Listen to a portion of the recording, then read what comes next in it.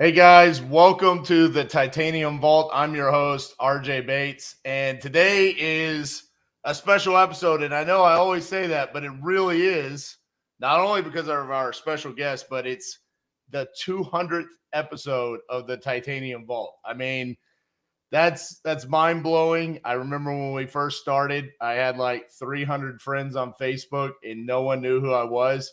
I think the first episode had like 7 downloads in the first week, and 6 of them were me, and the other one was Cassie. So it's exciting to know that we lasted this long, 6 years of doing the podcast, 200 episodes. But I'm especially excited about today's episode because we have Jacob Blanklist. Jacob, how are you doing, man? Doing good, man. Thank you. I'm honored to be here, and especially the 200th episode. That's amazing. Damn, you've been doing this a long time to be at 200 episodes. Yeah, Props to man. you. Well, thank you. So Jacob and I actually met probably, what was it, like 6, 7 months ago, Yeah. in Milwaukee for the first time ever. And I was blown away, first of all, because I knew of Jacob. But how old are you now, Jacob? I'm 20 now. I'll be 21 in June. So he's almost legal to buy a drink in Yep. June. What I was blown away by is how humble he is at being such a young age, because you hear stories about this, young guys coming out making millions of dollars, but they're not normally the most humble of people out there. Jacob, very humble human being. Absolutely love that about him. So, Jacob, Thank you, man. Yeah, you know what? Like, your character is all you have, your morals, what you stand by is all you have. And so that's why it's important to never break that, you know? And so I've always stayed true to who I am, but I also know you got to grab people's attention online. So I always wanted to lean into, hey, I'm this young guy going out there and crushing it, but hey, I'm also this real person that's super approachable and somebody that you can connect with on a level that matters. And so I really appreciate that you picked that up from me when meeting me. absolutely. And what I wanted to talk about today is first of all, you inspire a lot of younger people because of who you are and your story and your success that you've had. But at what point in time did you say, hey, I'm going to become an entrepreneur, but I'm also going to document the journey so I can inspire people? Was that from day one, or is that something that you picked up along the way? Yeah, so no, it wasn't from day one, and it took me 8 months to get my first deal. And I wish I documented more of the process when trying to get that first deal. I mean, I did some like Facebook stories that are saved, so I have like some video of it. But really, it was after I did like I'd say like 150,000 in revenue. That's when I started to actually start to document the journey. And it was Alex Sines that told me, man, you got to get on YouTube and literally post as many videos as you can. The earlier you build a brand, the better. And Yeah. that's when I posted a YouTube video how I got my first wholesale deal at 16 years old. And instantly it got like 27,000 views. And I never turned back from building my brand, and it's opened up so many doors for me. I wouldn't be able to be on this podcast. I wouldn't be able to connect with you when you're such a badass guy in the space unless I built the brand. So it's been like an impeccable part of everything I've built, building the brand. So you were 16 years old. It took you 8 months. I want Yep. to talk about that for a second. Did it take you that long because you were 16 years old and you had other things going on, like, I don't know, high school and all these other things? Like, is that what held you back, or was it really just the difficulties of learning wholesaling? Yeah, so no, it was challenging being that young. You know, I sounded like a girl on the phone, all that. So that was challenging, and school didn't hold me back because I actually got super sick with mono and I had to drop out of school and do online school because I needed more rest. And so I had such like a free schedule, which was really beneficial. But really what made it hard and take that long is this was 2019 when I got started. So we weren't fully in the age of, hey, everything you could possibly want to know about the business is online for free. So I had to pay a good amount of money to figure it all out. And it took a lot more time to figure it out than it does today. I see people watching one of my videos where I break it all down and then boom, they get a deal in a month. It wasn't like that for me. I went through tons of different steps. along like this evolution of becoming a wholesaler and actually closing my first deal that were really challenging. And there was many times where I felt like giving up. That's like over 200 and some days where I had to wake up every single day and make the decision to keep going forward and keep pursuing this or give up. And thank God every single day I woke up and decided to keep going. But it was a challenge, man. It really was. So you're 16 years old, you get mono, you're how do you make the decision that you're going to go into real estate investing? Like what drew you to this industry specifically? Yeah, so my dad actually has been a real estate agent and flipped houses for a while when I was growing up, and he bought a deal from Alex Sines. So then I found out, and that deal kind of went bad, and a bunch of crap happened. I'm not going to get into it, but then that's how I found out about Alex Sines. So sometimes the worst things that happen in life, they lead you to exactly what you need to see. And I found out about Alex Sines, saw he started wholesaling real estate at 18 years old, and boom, it clicked. I said I could do this. And then the rest is history. So I've got to tell this story. I don't know if I've ever told this story in the podcast or not, but it was 2016. Carlos Reyes, Sal Shakir, and Alex Sines come to DFW. And they sent Cassie a message and said, hey, we're really wanting to learn about virtual wholesaling. Mm-hmm. We're doing well in Phoenix. So we want to take you out to lunch and just pick your brain. So we go to lunch with them. This is before All In becomes All In, right? Yeah. First time I've ever met Alex Sines, we went to lunch. We went to Uncle Julio's here in Fort Worth, Texas. And Alex was this shy little 18-year-old kid. And I don't think he said 2 words the entire lunch. But again, going back to the point of, you making this decision when you were 16 and Alex making that decision when he was 18, taking that action led to you guys literally not only changing your own lives, but changing hundreds, if not thousands of other people's lives by sharing your journey because you were that young and saying, look, if I can do it, anybody can do it. So shout out to Alex and the All In family. Love those guys. So, all right, let's fast forward. You make $150,000 in revenue. You decide you're going to start documenting your journey. What does that look like with your business? You've made 6 figures at that point. When did it become more than just you and it actually started becoming a business? Right. Pretty much like right when I crossed that 6-figure line, I got an office. So this is probably like 13, 14 months in to wholesaling. I get an office. I'm there alone at the office for a while. No acquisition managers. Like I'm just trying to still figure it out. Then I start hiring, got a couple sales guys there. And really what I did was right when I got that first deal, I had like 4 cold callers at the time. Or no, I had 2 cold callers at the time I got the first wholesale deal. I instantly went to 5, I think it was. Then I went to 8, then I went to 12, then I went to 15. So now I had so many leads coming in where you get to that point where you're getting like between like 15 to 25 leads a day, and you're still trying to follow up with your old leads. Now you're completely overwhelmed. And so then I literally was forced to hire salespeople. And then I just kept upping the marketing from there. And I did just under $1 million in that first office in revenue in 1 year in 2020. And then COVID happened. So now we're at home. And then we still managed to do decent. We did retract a bit, but we decided to, not run for the hills and stick with the business. A lot of people were, jumping out of the game. So focused in, and then COVID got better. And now I'm here at my office in Scottsdale, Arizona. So continued to scale.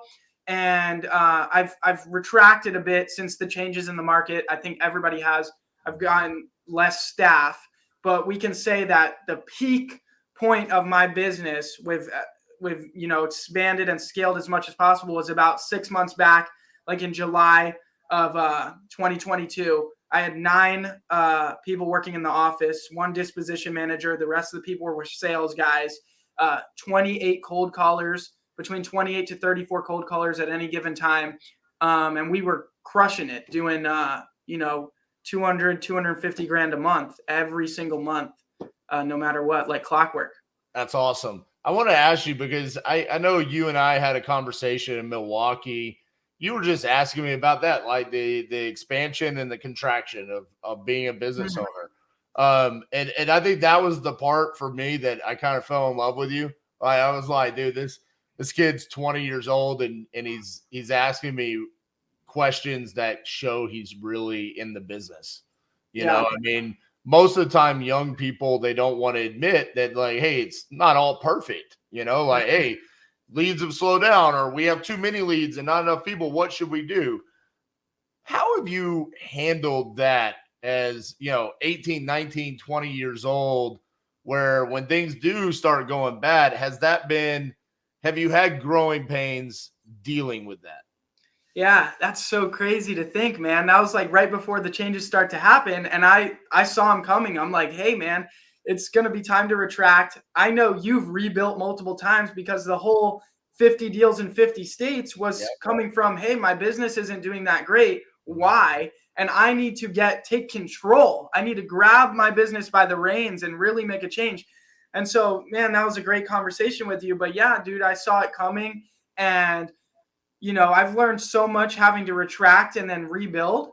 And every time you rebuild, David Old says this too, your business gets that much better. And so I know that I'm going into a even more amazing time in business now that I've retracted and rebuilt, and I'm working on rebuilding in a different direction. And it was very challenging. I had a ton of people working directly for me. I didn't have all my cold callers working from me from a call center. Majority of them worked for me directly. I had interpersonal relationships with 30 plus people that I had to now figure out whether they were staying or going.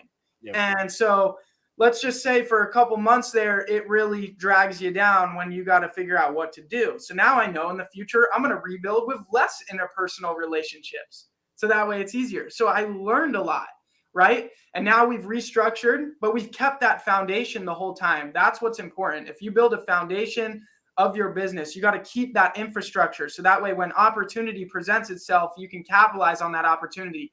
And now we're doing a lot more inbound marketing, Facebook leads, PPC, and man, are we seeing results. And we're starting to ramp back up and do amazing again, which is super amazing. And I'm thinking back now, how did I make millions of dollars doing only outbound marketing? Outbound is so much harder. My mind's been opened up to inbound.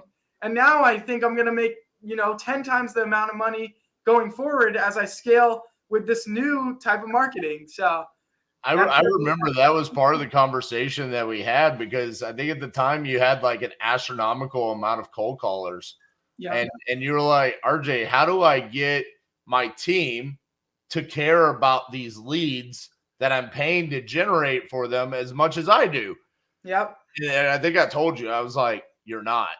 yeah, Like, go ahead and just get over that. That's part of being an entrepreneur. Like, you're just gonna have to realize that no one's gonna care as much as you do about those leads. But these inbound leads coming in, they're so much hotter. They're so much easier to close. It's so much better for everyone on your team than these outbound cold calls, texts, whatever you're doing. So, yeah. And I jumped on the phone for fun this month, and I'm at 14 contracts myself this month. damn, look at Yeah, you. Oh, man. Hide the yeah, belts. Hide the belts. yeah. Don't want to take any of my King Closer stuff. Okay. So, for the other people that are, in your age bracket that are thinking about scaling their business, and I think there's a certain degree, like the right person will never have this thought, but some people that are, 18, 19 years old, they might have this fear of like, how do I hire someone that's 40 years old and be their boss? Has that ever been an issue for you? Is that something you've had to overcome? Yeah, you can't do it. It won't work. And I've tried it. So I hired, well, there's two people you definitely can't hire when you're young.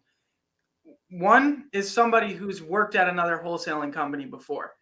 And even if you're not young, it's going to be harder to hire them. They're stuck in their ways. They learn from somebody else. They think they know it better than you. They're not going to listen.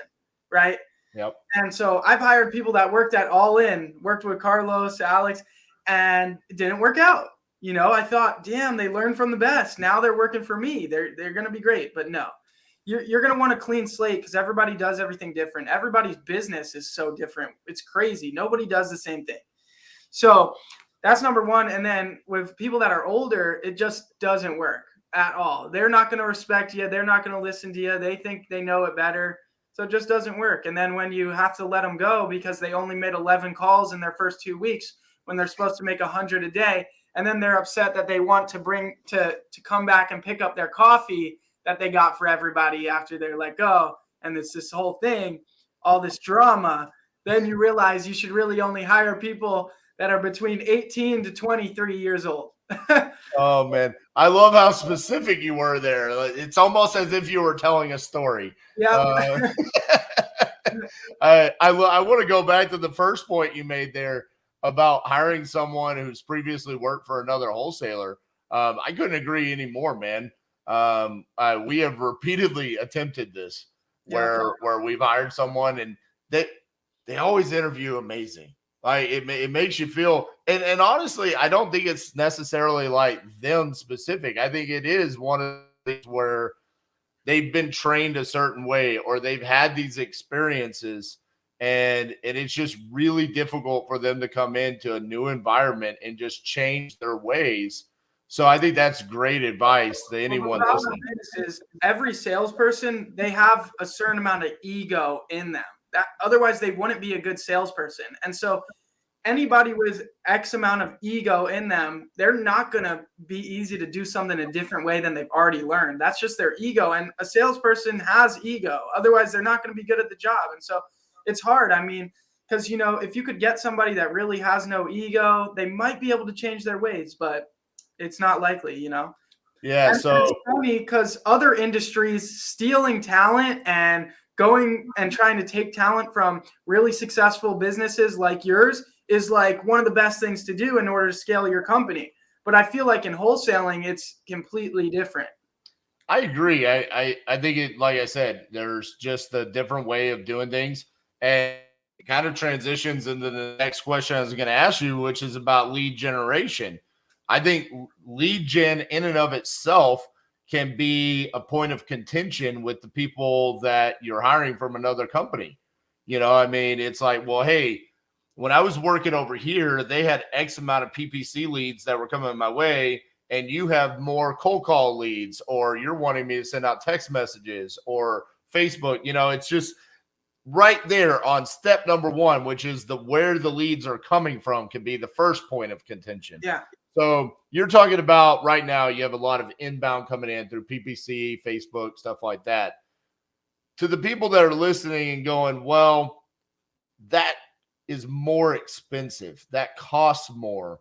Talk to them about how much it really costs to do cold calling in comparison to what it's costing right now to do these inbound PPC and Facebook leads, because ultimately I feel like it's pretty comparable. It just feels like more upfront. Yeah, no, it's literally the same, if not cheaper, to do Facebook inbound and Google pay-per-click inbound. Mm-hmm. If you run back your cold calling, you're going to be at minimum like right around $4,000 cost per contract, cost per deal with cold calling. And when it comes to pay-per-click and Facebook ads, it's literally right around the same amount. You might even be, depending on how good you are at your conversion rate, you can get that down to $2,000 per deal with Facebook leads for sure. And so it's actually more affordable. People just get worried because you don't know. The thing is, you don't know how to do cold calling either. You don't know how to run Facebook ads. So for some reason, people feel more comfortable doing the cold call thing. But whatever marketing channel it is, you have no knowledge about it. So just go learn about it and do it. But I want you to focus on one. That's the problem that messes everybody up. They'll do some Facebook leads for a week and then not get anything and then give up. No wonder it didn't work. You tried for a week and then they'll go cold call and then they'll text and then they'll this. That's why people always fail. You just got to focus on one, Yeah, it's funny you threw out those numbers there, $4,000 to a contract. So on speed to lead, which is what we use, that's our version of PPC. So instead of us managing our own PPC campaigns, we're cherry picking the leads that we're just purchasing from speed to lead. which are PPC inbound leads. It's just not a titanium website. It's a cash offer option website, right? Yeah. So I have told people repeatedly that it's 7 purchases of a lead to a contract on the initial dial. Those are my personal KPIs that I've done on every single live video with speed to lead leads. The average cost of a solid lead there, $400. So you're talking about $2,800 to get you to a contract. And you still will have 6 leads to do follow-up on. Yeah. So, yeah, I mean, when you think about it, I think the reason why people enjoy cold calling more is because they can control the costs a little bit more. Most people, honestly, when they think about cold calling, though, they're not going to go hire VAs like you did. I mean, you said you had 2 cold callers before you even had your first deal, right? Yeah, so I was cold calling myself at first, and then I hired 2 cold callers to gain more traction. So I cold called myself for probably like 2 months, making 5,000 dials a day, 4 hours a day minimum, and then hired 2 cold callers. But see, that's my point. Is you were doing that because you didn't know any better. I mean, you were 16, and it was just like, hey, I'm just going to cold call. But to some people, it's like, hey, they feel like that is the only affordable route they can go. Yeah. I tell my students, you know, the ones that come to me and they say, I've got $500 or I've got $1,000. I'm like, the reality is you could live a slow death and you could start cold calling and burn up that money, or you could just like, let's just burn the bridges. Look, every marketing channel becomes affordable when your sales skills become exceptional. Every single marketing channel becomes affordable when your sales skills become exceptional. I know you would agree with that. And so it's more of a matter of like, hey, where are you going to get somebody on the phone that wants to sell, and then have you prepared? And then there you go. And I'm a big advocate of cold calling. And again, it's whatever channel. You just need to pick one and focus. And also, I feel like a lot of people, because I started doing a lot more mentorship and coaching people recently, and a lot of people are like, I have these 2 cold callers. I hired them directly. I found them on Facebook. And I'm like, you're hiring them because you want to feel like you have a team. Man, you haven't even done 6 figures in deals. Right. You don't need a team.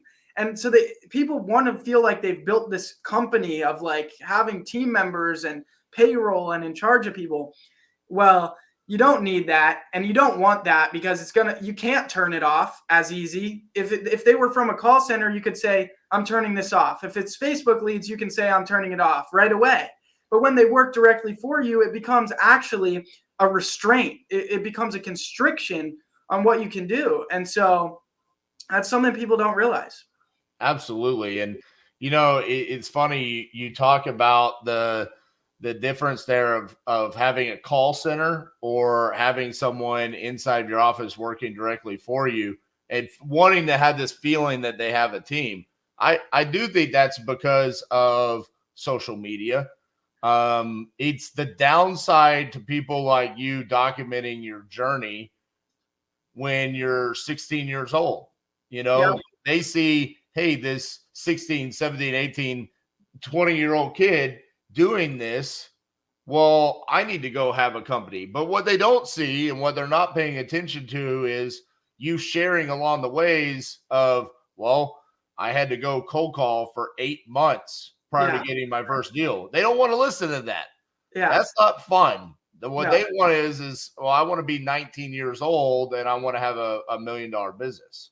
Yep. And they don't want to do that work in the meantime. And realistically, that's the part that everyone should be listening to. Because listen, Cassie and I worked out of a Barnes and Noble for our entire first year. We had no office. Our office was Barnes and Noble. I was closing deals, walking around in the parking lot. Yep. You know what I'm saying? Because we didn't have the money. So that's really what people should take away. I'm so glad it took me 8 months to get my first deal. I wouldn't want to be the person that got it, my first week, my first month, because I think that will ruin you forever. Wholesaling real estate in general, actually getting anything, purchasing anything at a discount, arbitrage, getting anything discounted so you can make a profit is extremely challenging. And if somehow you got lucky quick to hit a home run and get a deal like fast, I think that will ruin you forever because it'll become way too hard to actually do the work it takes to consistently continue to do business. You know what I mean? So I'm Absolutely. glad it took the grit, the work to make it happen. So let me ask you this, because you're 20 years old. What do you know what you want to do with your life?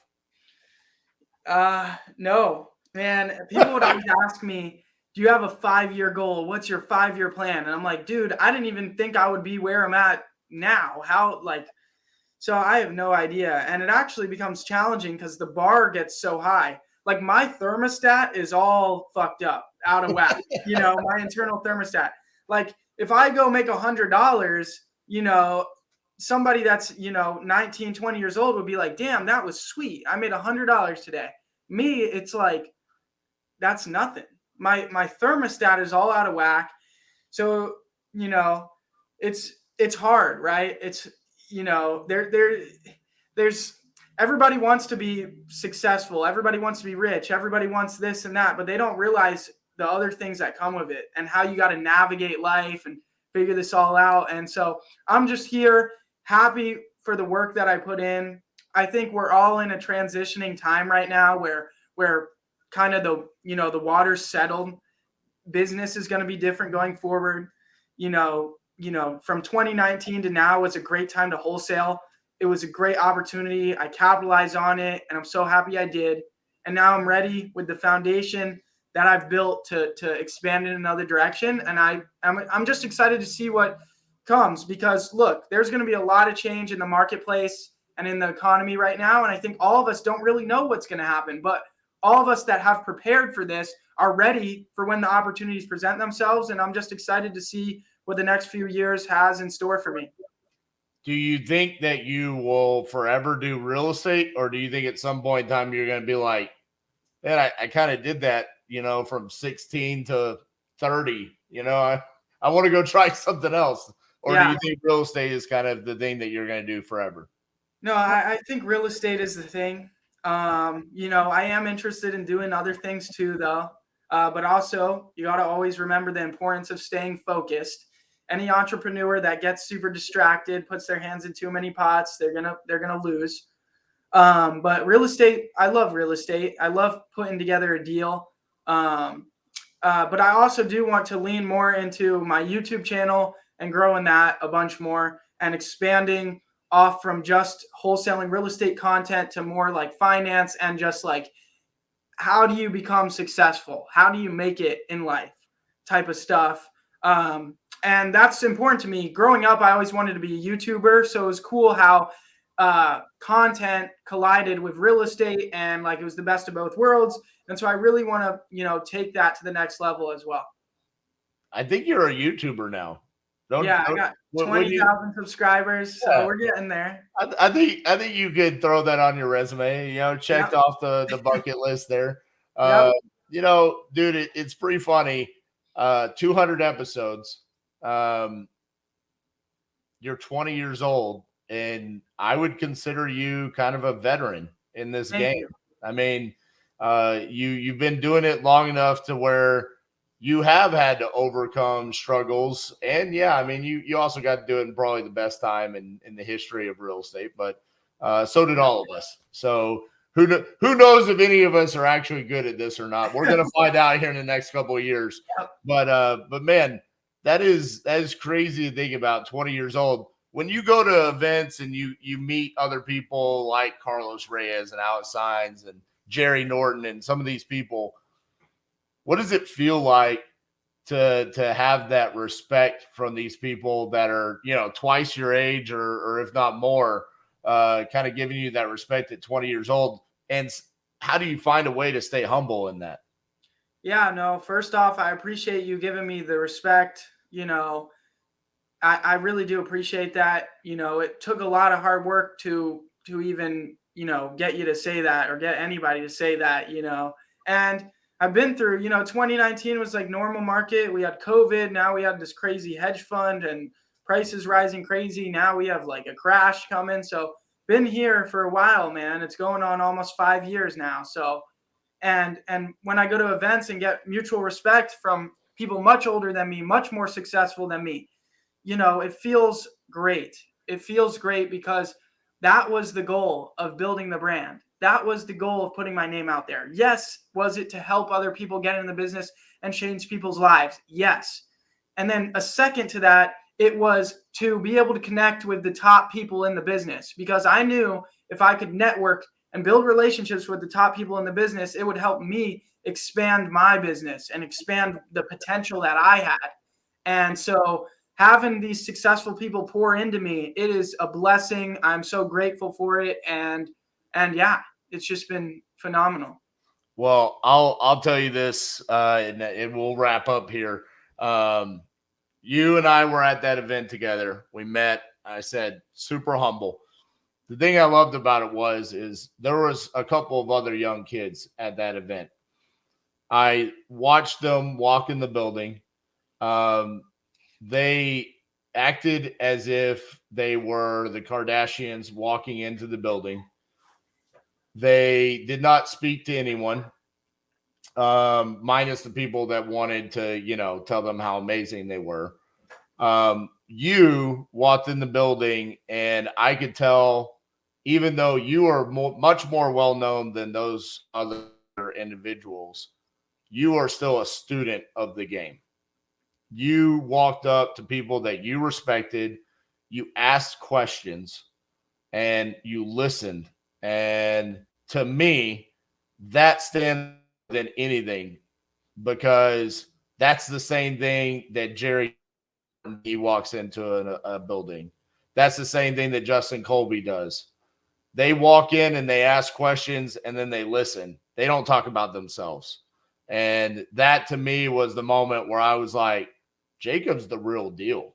I don't care what your business is doing today. I don't care about what struggles you're going through, if you are or if you're not. I know because of that mentality, you're going to be able to overcome whatever.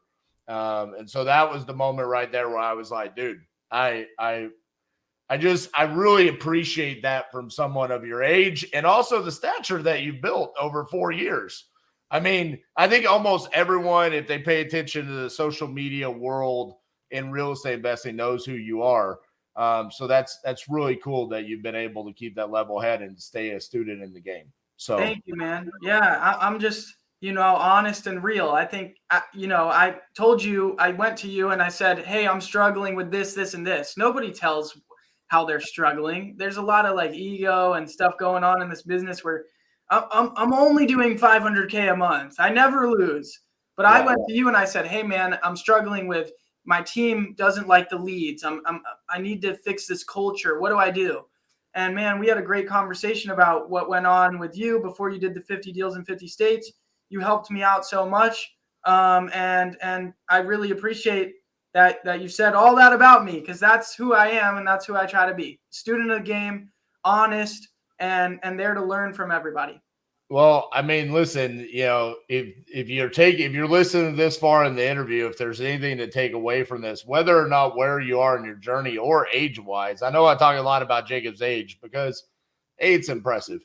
At some point in time, Jacob, I just want you to know you are going to be on podcasts where we no longer talk about your age. Yeah. And at some point in time, I don't know when that's going to happen. Maybe 25, we'll ignore you at that point in time. We'll just be like, this is Jacob. He used to be young. Now he's kind of old. But it's also about how he carried himself, how he went through things that most people aren't willing to do. And you did it at such a young age, and that's why we talk about it. So, Jacob, for the people that are listening, if they want to connect with you, obviously you said your YouTube channel. What's the best way for people to learn more about you? Yeah, Jacob Blank, pretty much on any platform. Jacob Blank _ on Instagram, but you could just go to jacobblank.com, my personal website, and everything there to connect with me is there. So awesome, man. Stay humble. I love your demeanor. I love your humbleness, man. I can't wait to watch the rest of your journey, because you are so young and you're so far along in this game. I can't wait to see where it takes you. Thanks for joining us today, man. Thank you.